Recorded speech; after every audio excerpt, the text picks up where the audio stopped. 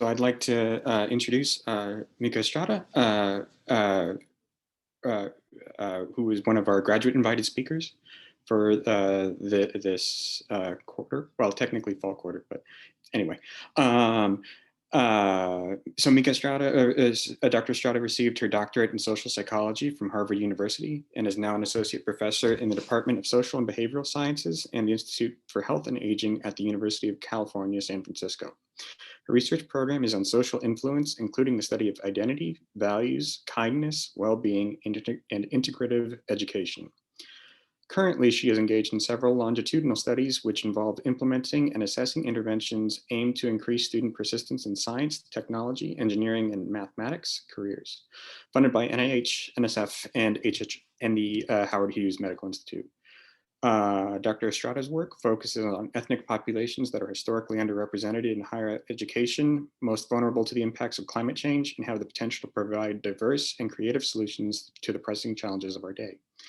As a leading scholar on issues of diversity and inclusion, she serves on National Academies committees, received the Leadership Institute Graduate Award from the Society for Advancement of Chicanos and Native Americans in Sciences in 2013, and the Adolphus Tolliver Award for Outstanding Research in 2016.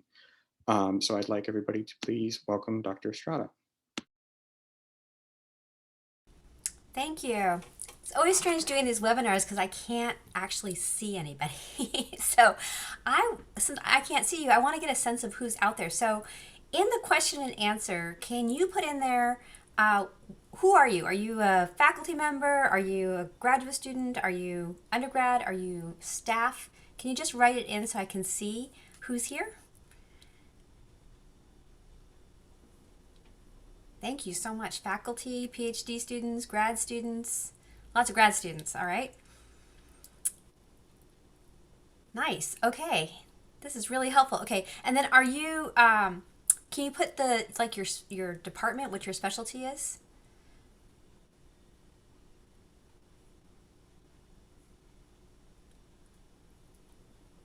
Ecology and evolution. So I know that I know that's who invited me, so that's good.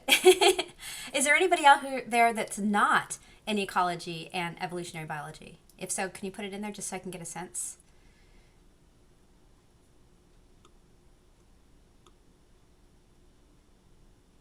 All right, thank you. Thank you so much. Okay, well, I'm going to share my screen with you and I am going to go through the talk and then we'll have time for questions at the end. And so here we go. Thank you for indulging me. So getting a sense of who you are. It's hard without the seeing.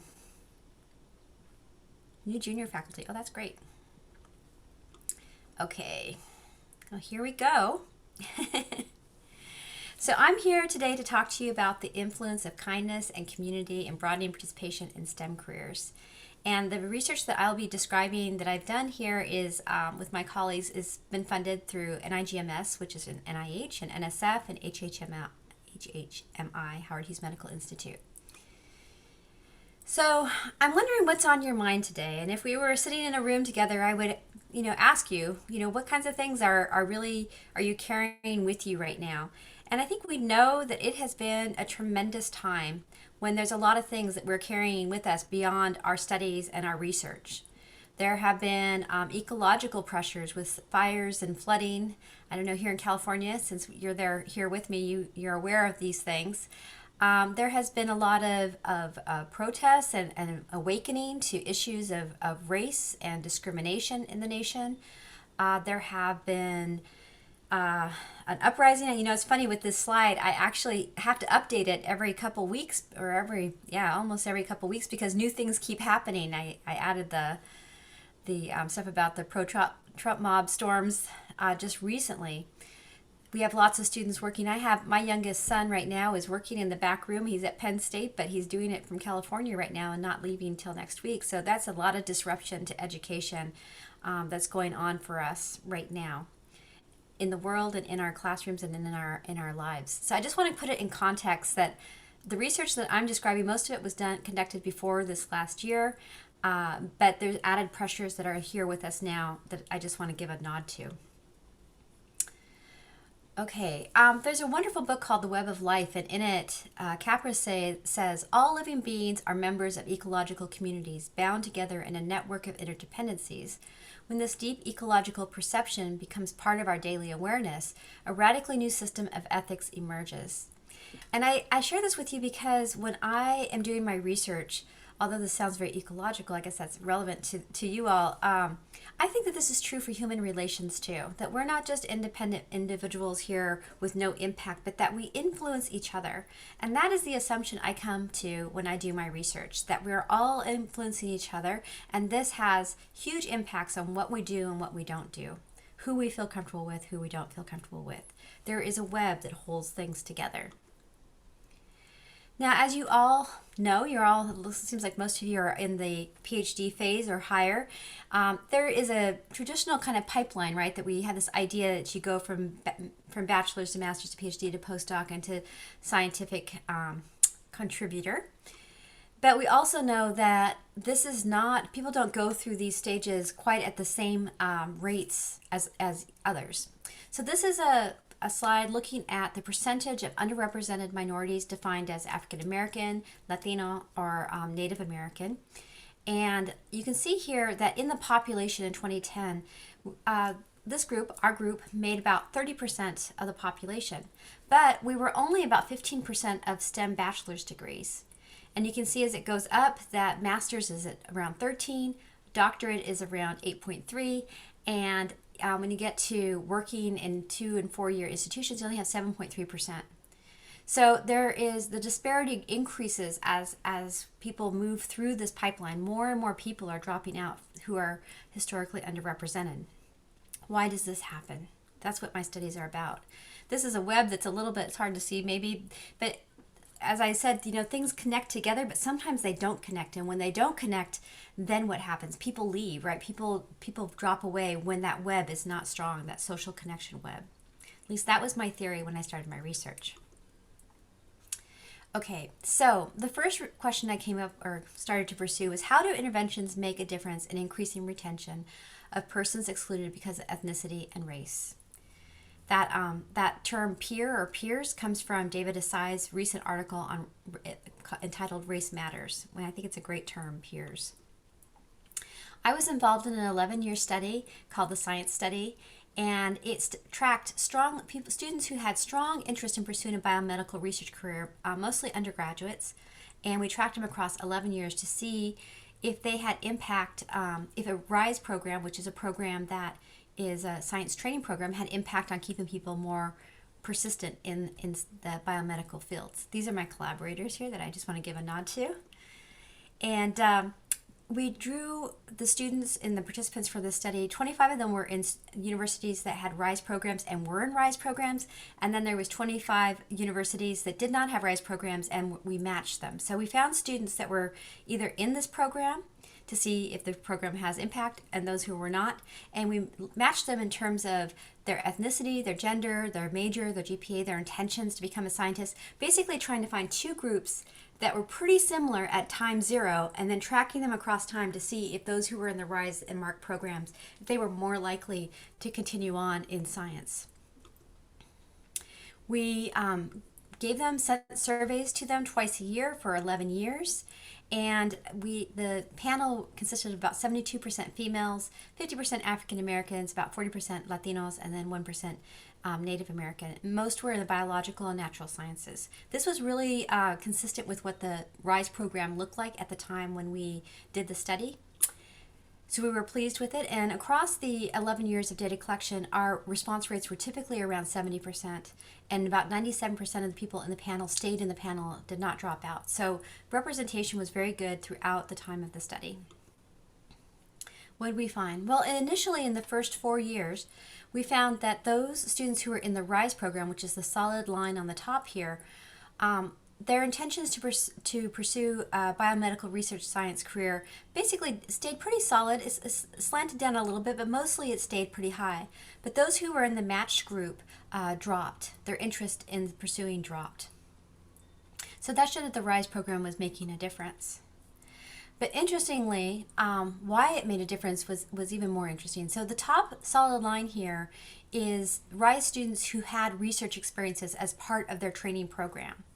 This dotted line that's right underneath it are those who are in the matched group who also had research experience.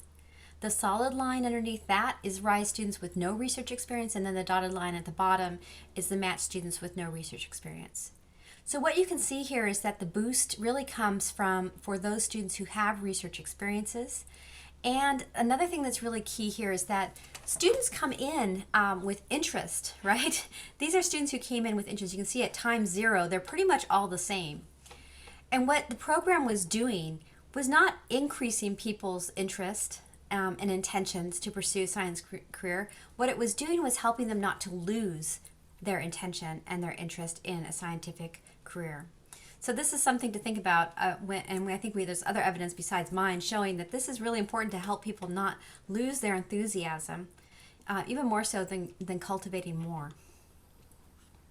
So why does research experience have such a large impact? Well, when I was a graduate student, I worked with Kelman, and he had a theory of social influence. And in this theory, he talks about how people integrate into a community. He didn't talk about the scientific community, he just talked about community.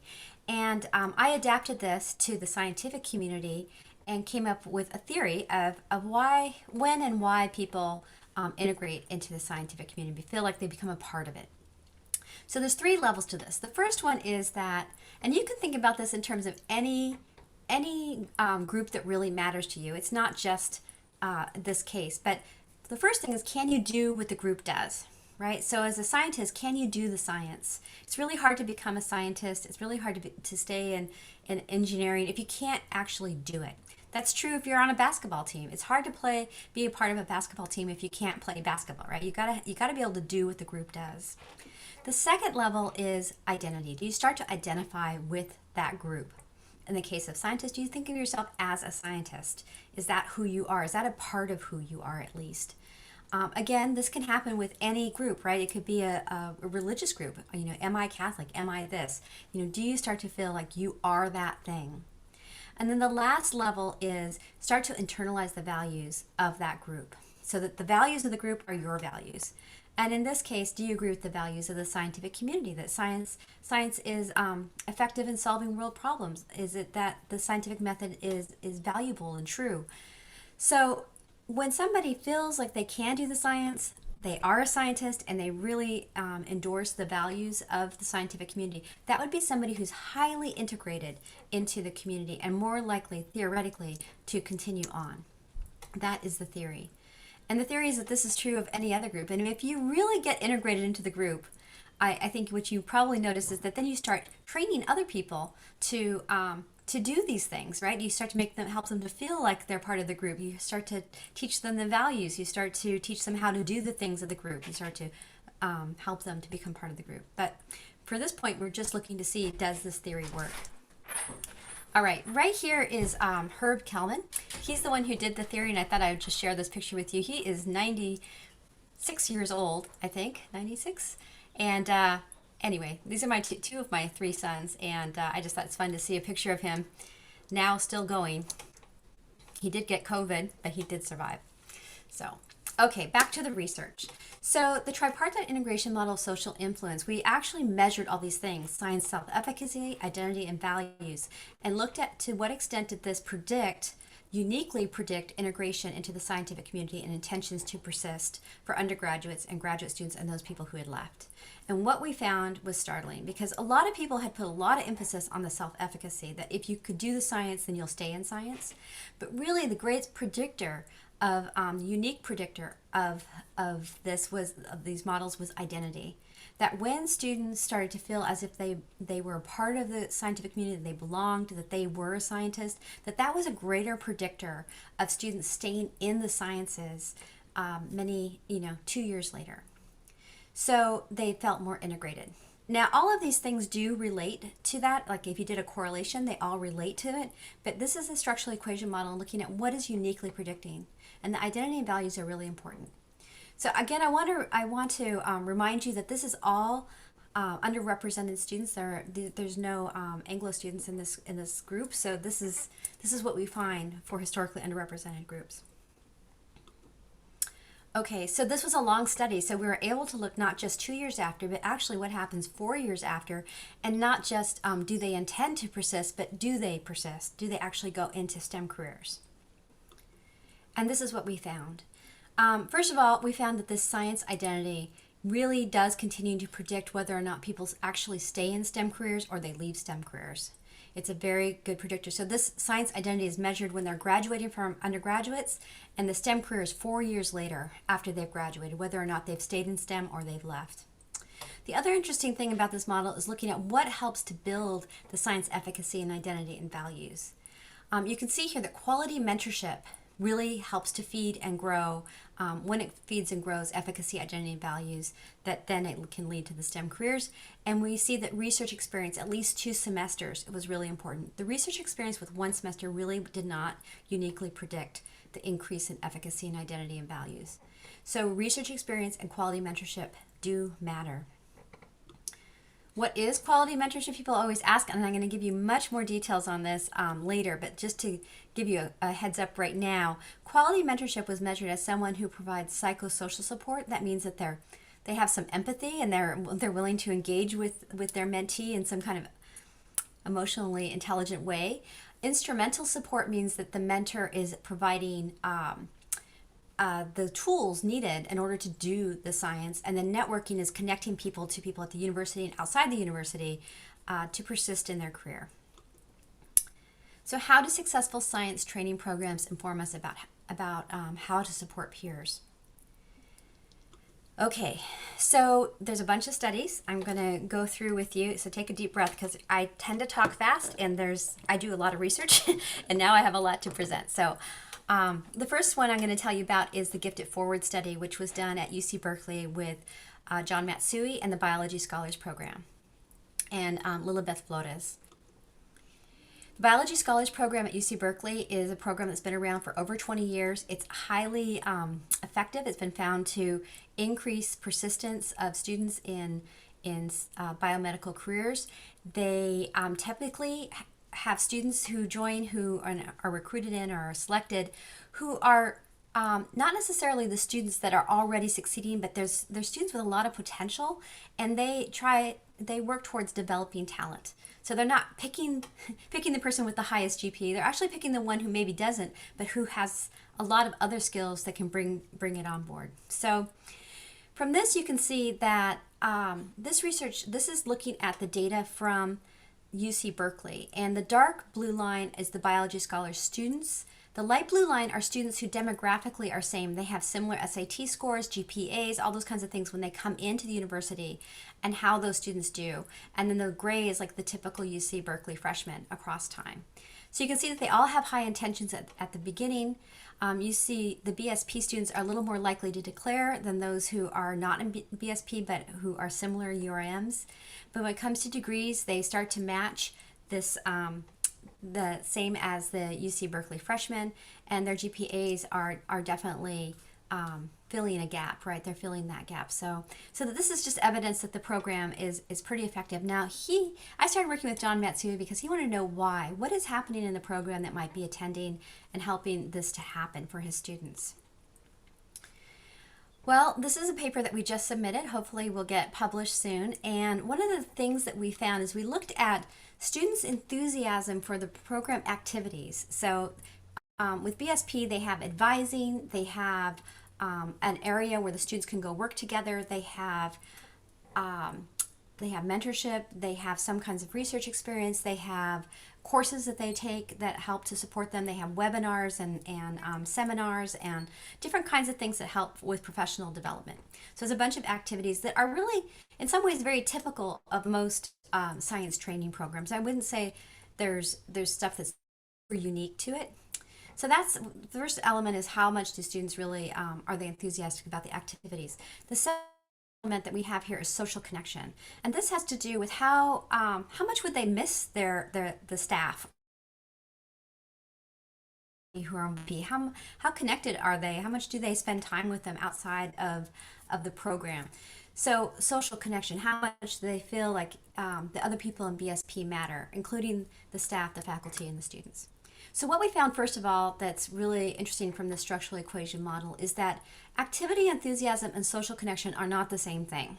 You could be high in one and low on the other, or high on the other and low on the other, or whatever way you want to think about it. They're related to each other, of course, but they're not the same thing. And they uniquely predict the development of science identity and values. They each contribute towards students developing the science identity and values. And you can see from this model, it looks like the other ones where science identity and science community values both predict whether students stay in the program or stay in the biomedical careers or the science careers 18 months out, just like in the other ways. So what we learn from this is that it's not just what the activities are in the program, but also the social connections that students feel in that program that helps them to start to integrate into their community, their professional community, which then leads to science integration or integration into their disciplines. Okay, so how do support needs differ for historically underrepresented students? Because everything's up to this point. In the Biology Scholars Program, there is diversity because there's first generation students who are not just African American or Latino or Native American, but they are high risk students. They're typically students. You can see from those lines, right? So now I wanted to give you some data. This is from graduate students. The program, the data that I'm going to show you here. This is a program that was done with graduate students at UC San Francisco. They were in graduate education. They were students who were both, some of them were from historically underrepresented groups and some of them were from majority group. And we had a 2-year program with them and then tracked how things went for them, similar to the other data I've been showing. So this is looking at different kinds of support, and we wanted to look and see the instrumental support, which is, can help them do the concrete science, the psychosocial support, professional network, and then friends and family support. How much was each one of those contributing to developing science identity, which we have shown over and over again is important for predicting persistence and then leading to persistence. And we looked at this model for majority students and for historically underrepresented students. So for the historically overrepresented students, what we found, the only one of those support systems that was significant predictor of science identity and then persistence was professional network support. So this means to the extent that the mentors connected them to people within UC San Francisco and outside of UC San Francisco and gave them bigger networks, which led to more science identity, more identification as a scientist, that predicted their persistence in biomedical fields. But for the historically underrepresented students, what we found was that instrumental support, psychosocial support, and friends and family support were all important for contributing towards the development of science identity, which then led to persistence. So science identity mediated the relationship between each one of these and persistence. So what this tells us is that not all people need the same types of support structures, and I think more research is needed to understand why those things are different. But this is what the data was showing. It also shows that for historically underrepresented students, it's not just a little bit, lots of different kinds of connection is important and support is important. Another study that I've been working on is with the American Indian Science and Engineering Society. And we were looking at ACES STEM mentorship program, which is called Lighting the Pathway. It's an online mentorship program. It's been online prior to COVID. And so for Native American students, a lot of times they are by themselves. There's no other Native American scholars in their universities. And so they started this program to try to connect scholars to each other and to faculty members through using the internet and having this online mentorship program. And we have been tracking and measuring and kind of watching this group go by for the last 5 years, and not a lot of students each year, but over time we have collected data, longitudinal data from nearly 100 Native American scholars. So again, we looked at quality mentorship, and I told you I would tell you a little more about this measure. So when we talk about psychosocial support, we're talking about, we ask students about, do their mentors discuss questions or concerns regarding feelings and competence, Do they convey empathy? Do they encourage you to talk openly about anxieties and fears? Does the mentor share personal experiences with you? So you can see there's kind of an emotional intelligent component to the psychosocial support. Instrumental support has to do with mentors helped you to finish assignments or tasks. They helped you improve your writing skills. They challenged you to learn new skills. And then networking, I think, is pretty self-explanatory, and satisfaction is that kind of overall sense. We combined all of these responses to all of these to come together with that measure of quality mentorship. This is the same that we used for the other studies that I talked about quality mentorship. I just want to spread it out a little bit so you can see, you can even think about this with your own mentors, and what are they providing, what are they not providing, and are there ways to maybe help increase support in these elements, or find other people who can help you with that.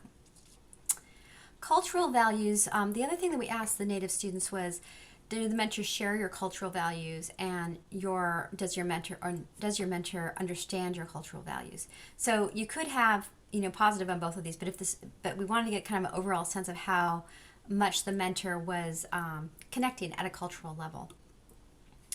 And again, like the other models, we looked to see what was contributing towards students feeling more integrated into their community, their professional communities, and then persisting in their STEM careers.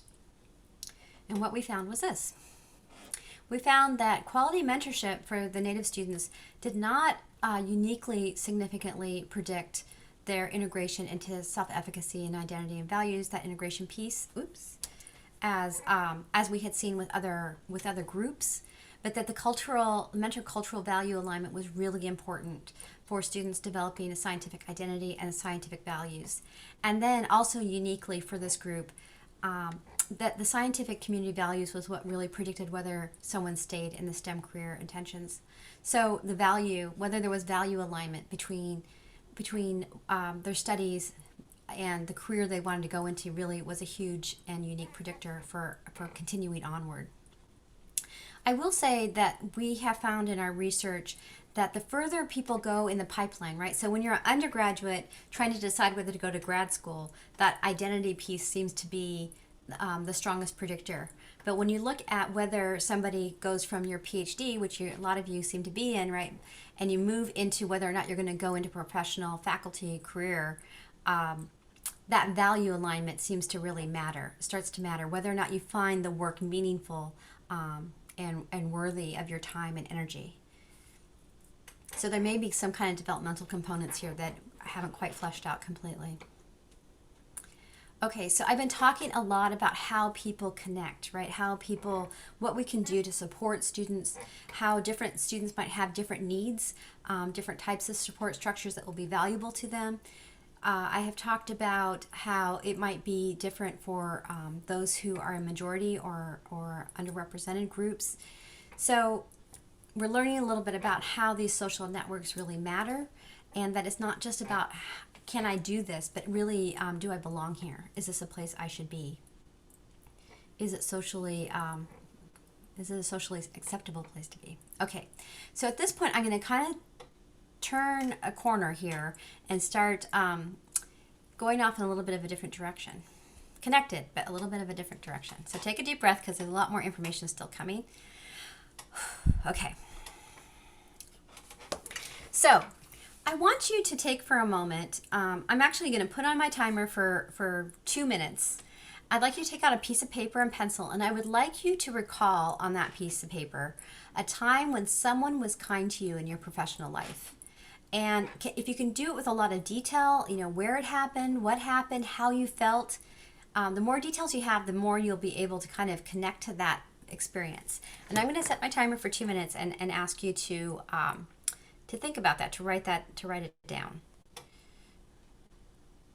Believe me, you will enjoy the rest of this talk a lot more if you just do this one little piece. I think there's something to be said for having a little bit of personal experience in a talk, especially when you're on web. Okay, it's going.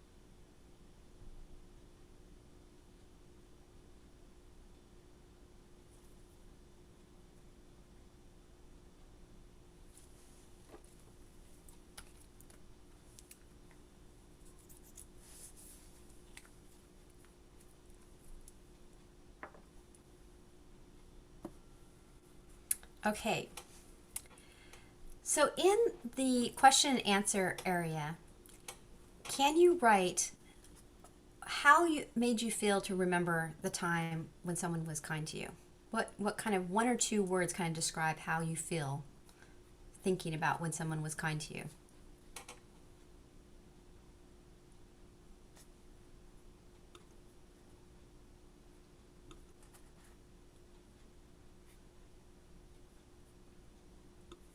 Okay, relieved and happy, more motivated.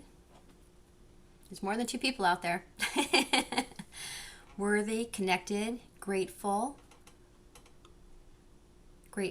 empowered, relieved, positive and nostalgic, hopeful, excited. How about your actual, like, when you think about someone being kind to you, how does it feel like in your body, like in your hands or your shoulders or your legs? How are you feeling?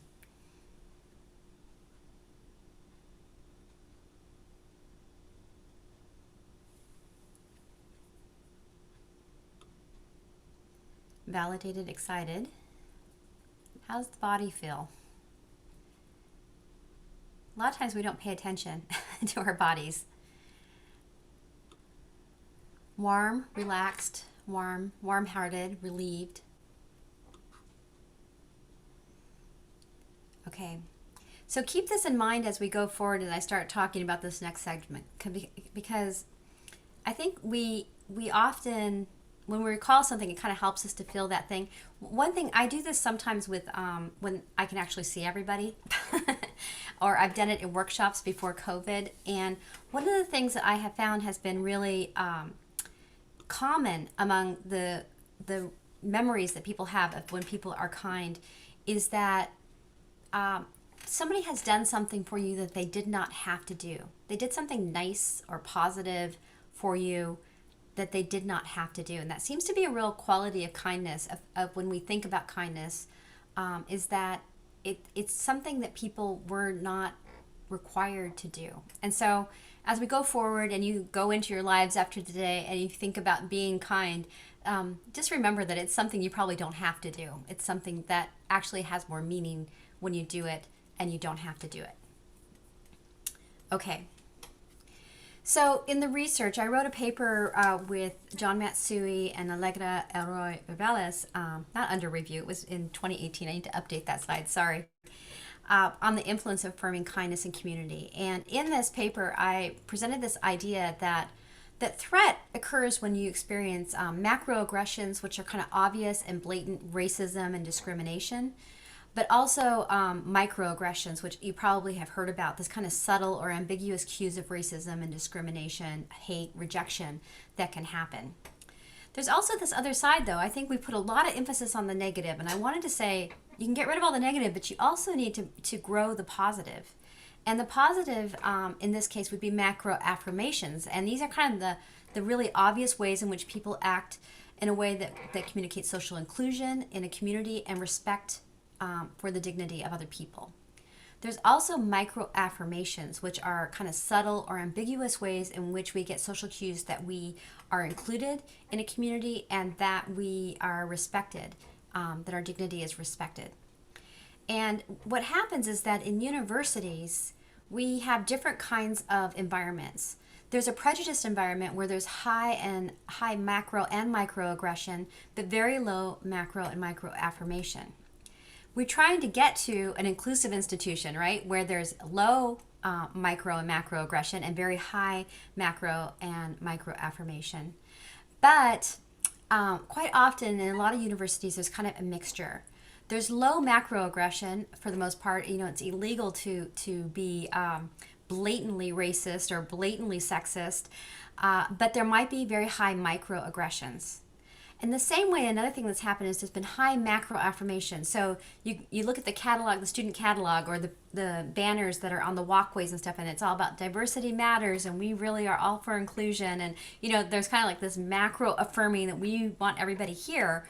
But then when you get there, you know, the woman in the engineering department or the African American scholar who's in the physics department is not feeling like there's much micro affirmation. In fact, they feel like an outsider and they feel unaffirmed. So that can be an ambiguous institutional environment where you're not quite sure if it's inclusive or if it's prejudiced. And ambiguous environments are very, very hard on our nervous systems, because what happens when it's ambiguous is that you're scanning your environment all the time to try to figure out whether it's safe or not where you are. And that takes a lot of cognitive space and can make it so that we have less cognitive capacity to really be learning and doing the creative, meaningful work that is possible before us. So I'm going to ask you, if you think that UCLA is a prejudiced institution, like totally in the prejudice, put a 1 in the question and answer. If you think it's between prejudiced and ambiguous, put a 2. If you think it's ambiguous, give it a 3. If you think it's between ambiguous and inclusive, give it a 4. And you think it's totally inclusive, give it a 5. So put that in the question and answer so I can see what you think. All right, 3s and 4s, lots of 3s, lots of 3s. Keep going, a 2, 3.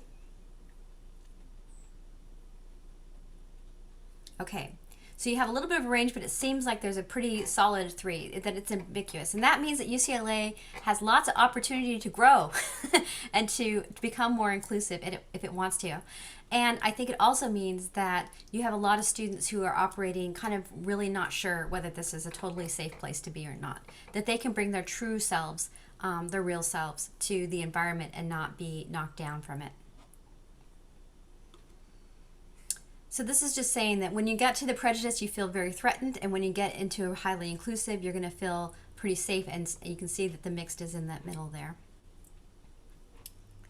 Still the 3s, lots of 3s still coming through here. Okay, so why do we care about this? We care about this because emotions and cognition are inseparable. We know this from the literature and from the research, that when we feel and perceive cognitively that there's threats, there's flight, freeze, fight, there's possible appeasement.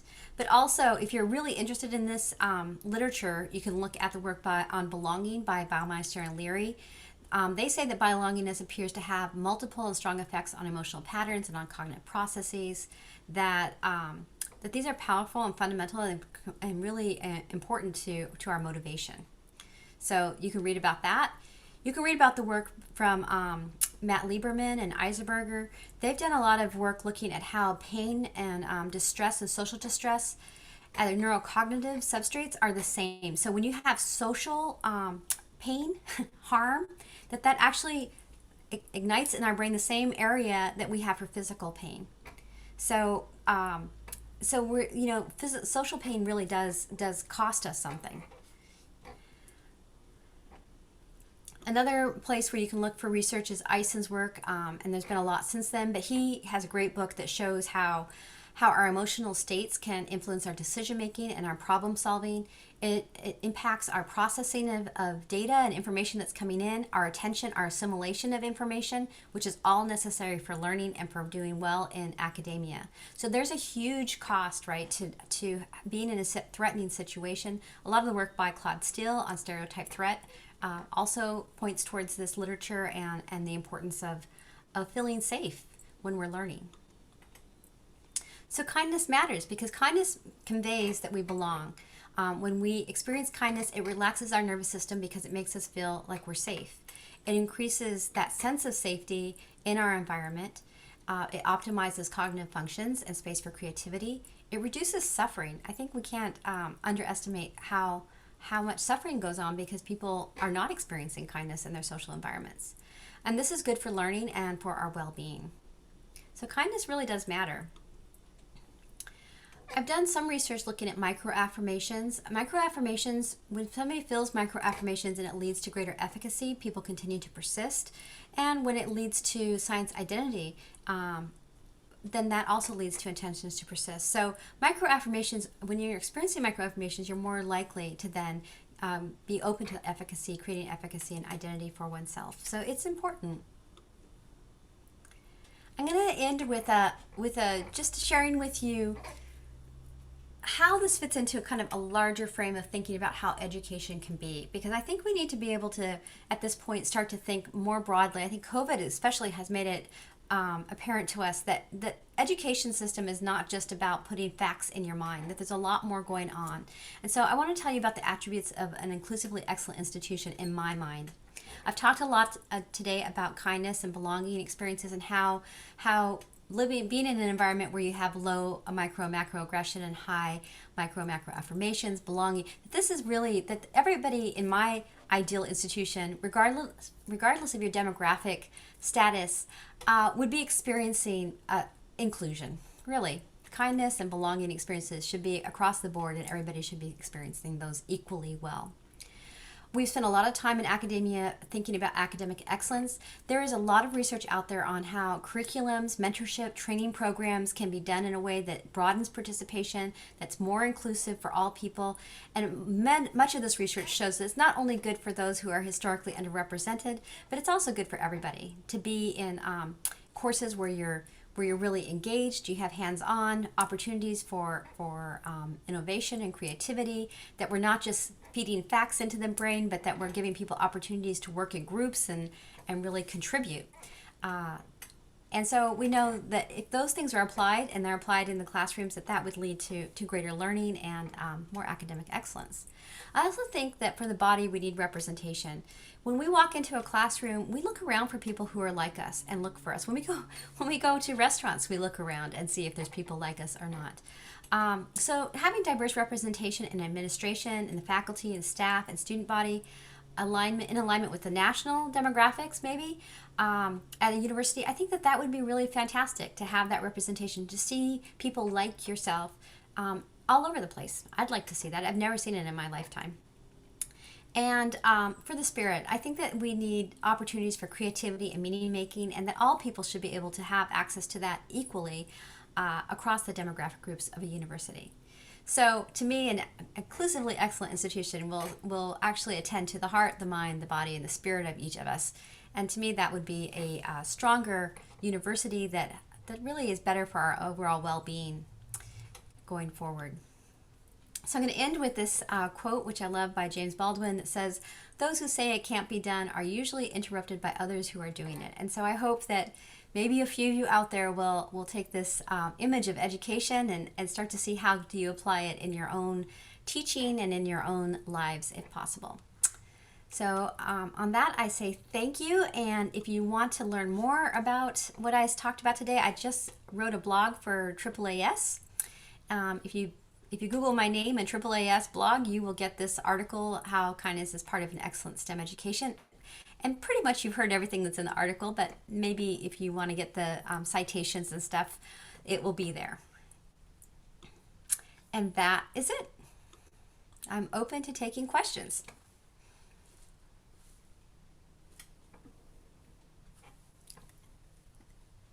I don't know if Hayden's coming back or how it's going to work. Sorry. Yeah. Thank you so much for that great talk. I think we're just waiting for some questions to pop up in the Q&A, and once they do, we can throw them your way. Okay. Did I talk too fast for you all? All right. So we have the first one. Would you like to read it, or do you want me to read it? I can read it. Yeah. There's been increasing recognition of the systematic exclusion of LGBTQ plus peoples in STEM fields. How might your research on race and ethnicity give similar conclusions for retaining LGBTQ plus individuals, and how might it differ?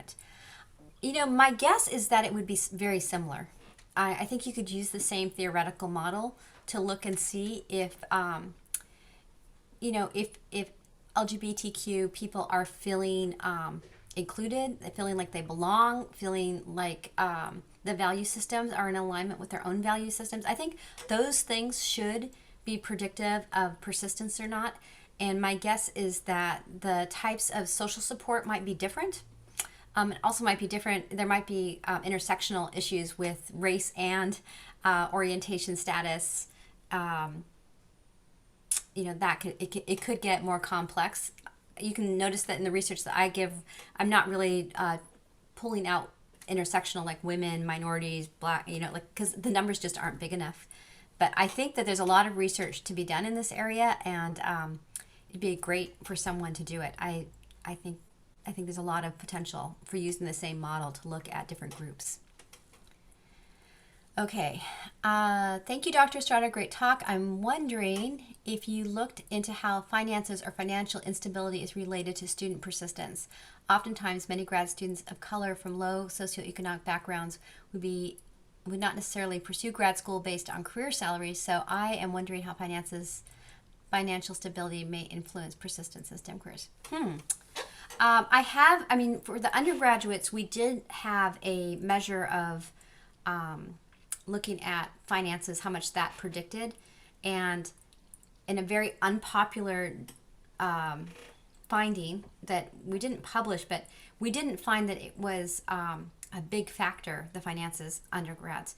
That being said, there's a lot of research showing that finances have a huge impact, on whether people go forward or not. So just in my research, we haven't found that. And that might be because a lot of the students were in training programs where they were getting some funding. So maybe it didn't come out quite as strongly as you would in other places. But in terms of whether or not, I haven't collected, all of my research is on people who are enrolled in academia. So they're people who have already started going. And so I haven't really seen data that shows people don't go into graduate school because of the finances. That doesn't mean that it's not there. It just means I'm not collecting data at that data point. We did not find that in the RISE program. But like I said, a lot of those students had undergraduate funding, so maybe that wasn't the determining factor for them. I have a question that's not appearing in the Q&A from asking for a bit of a clarification on what instrumental support means in your talk. Yeah, I can show you the slide that shows exactly how we measured it. So let's see.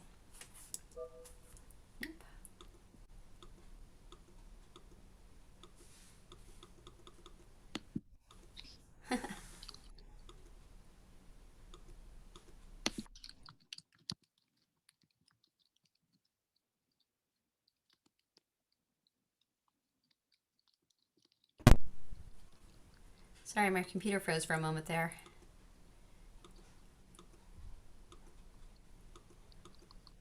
Okay, so instrumental support was your mentor helped you, perhaps through encouragement, to finish assignments, tasks, or meet deadlines that was difficult to complete. Your mentor helped you improve your writing skills. Your mentor challenged you to learn new skills.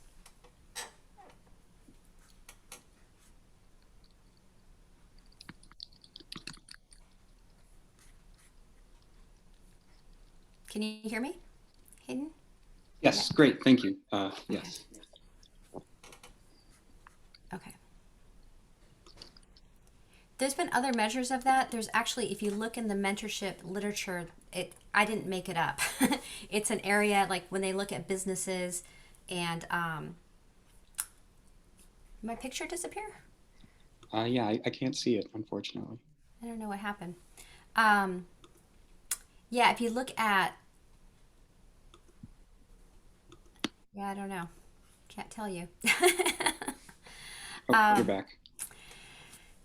Yeah, if you look at the literature on mentorship, EBB, EBBY has done research looking in organizations and leadership mentorship, like in business organizations, and that's where these come from, is the psychosocial, instrumental, networking, and satisfaction were all kind of the major categories that were important for mentors in business environments. And so we pulled it over to academic, and there's more research being done now that's utilizing these, but those tend to be what they find to be really important with mentors. And I'll just say one thing about, we have an idea that mentors are all are like one person does this for you, but the current thought on mentorship is that it really helps to have a network of mentors, that you have different people who help you with different things. So you might have somebody who's a great mentor who's really great with psychosocial support, and you might have another mentor who's actually really good at getting you networked in, and there might be another mentor who's really good for instrumental support. And one of the most powerful things you can do is kind of map out, who do you have and who do you still need, and then to really think about how do I connect to people who can provide that type of mentorship for you.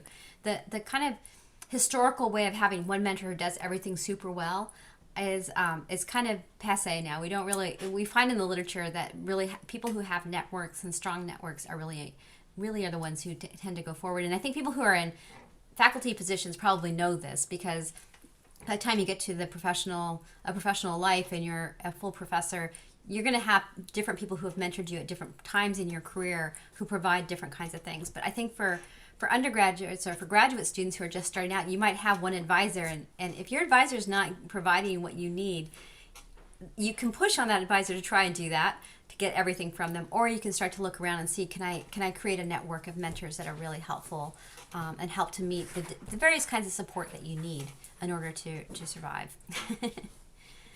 So, but also societies can be really important. Being involved in groups or clubs or professional groups that really you connect with. Overall, you find people who are connected to other people like themselves that are in their profession are likely to go on, and that includes minorities who are involved in some type of group that's, you know, maybe just Latinos, or maybe just African American STEM scholars, or something that people you can just be your total self with. That helps people to continue on.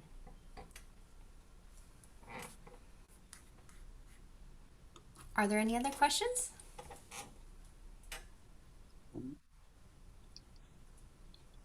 Yeah, and if anybody has one, you can feel free to either put it in the Q&A or raise your hand, and we can unmute you as needed. Did I talk too fast? I think you were very efficient. Well, there's only 4 minutes left, so All right, maybe I was just so clear that nobody has any questions.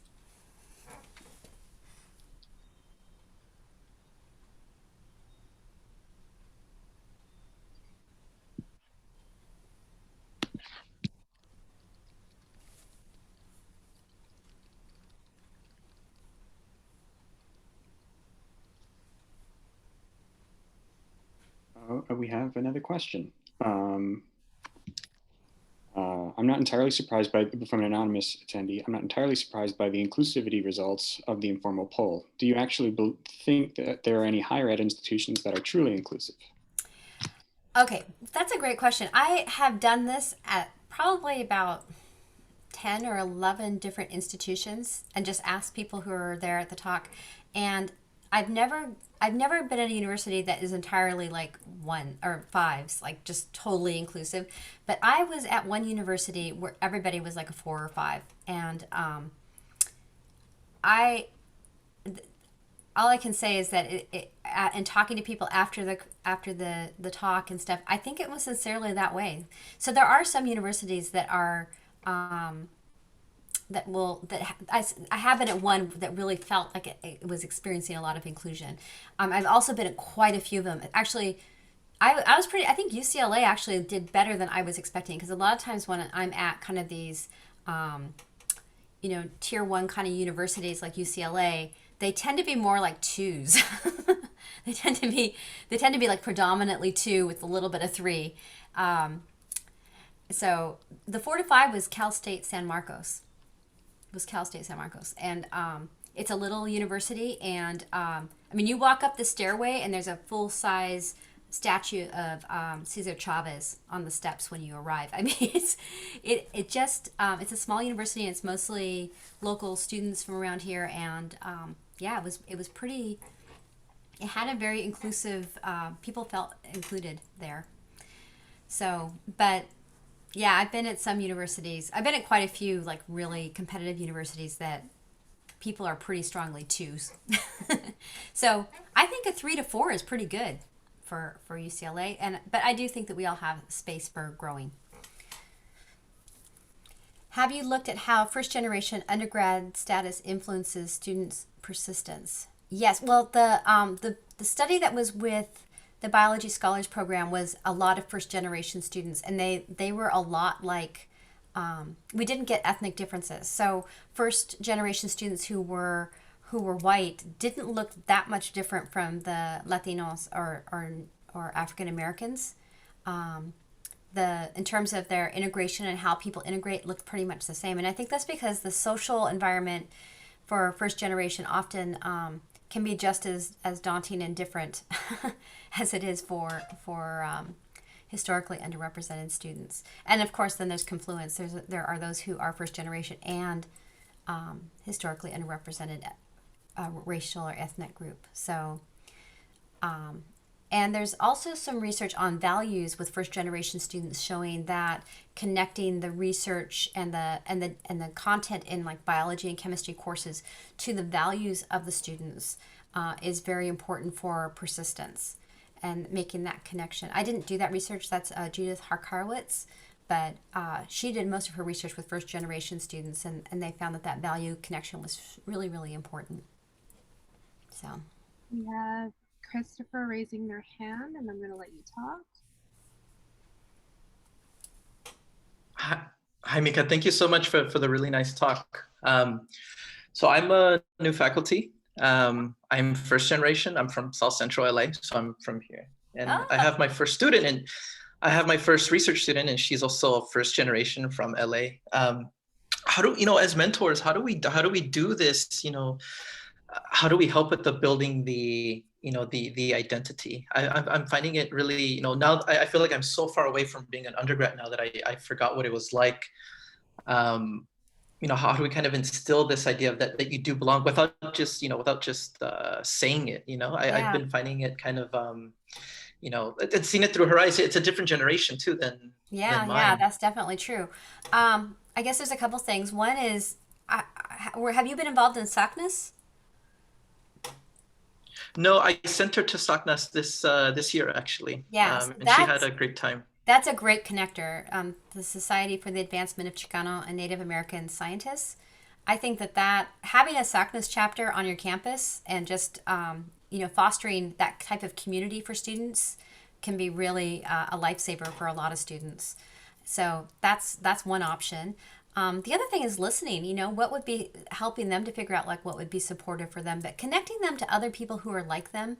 I think we find that that's really, in the data and the research, we find that that's really important. And your own personal experience. I mean, I'm Latina. I grew up in Southern California, and I continuously have students who are Latino.